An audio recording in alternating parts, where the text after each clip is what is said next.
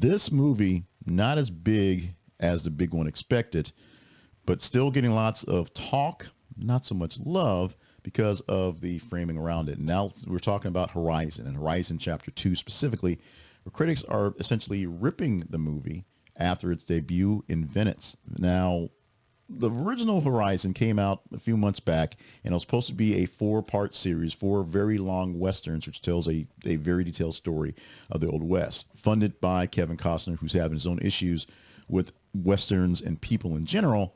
But what happened to Horizon Chapter 1, it was kind of I haven't seen it, so I can't say this from experience, but it was basically labeled as a sort of a patchy mess of stuff, a bit overly harsh, a little extra harsh, if you will. The predictions, how things were how things were shown in the movie, how things were done, how things were shown, what it is more or less the real dirty Old West, which may be what got people freaked out about this. It's also really long. This one, the first one, extremely long. You have to watch them in the theaters, all 4, before they go anywhere. Now, Horizon Chapter 1 was, of course, pulled from theaters and put on streaming fairly soon. Chapter 2 will probably put on streaming more than likely because of the length, but we'll see what's going to happen with this one. Right now, some people are liking the visuals. They like the prettiness.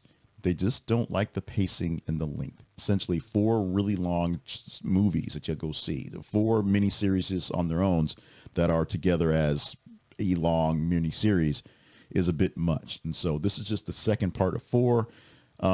These 2 have been filmed. The other 2 I don't believe have been filmed yet. So there may be a chance that they just don't happen. It may be a mystery that goes on the shelf someplace. But Kevin Costner put a lot of money behind it and thought it was going to work. So far, not so much.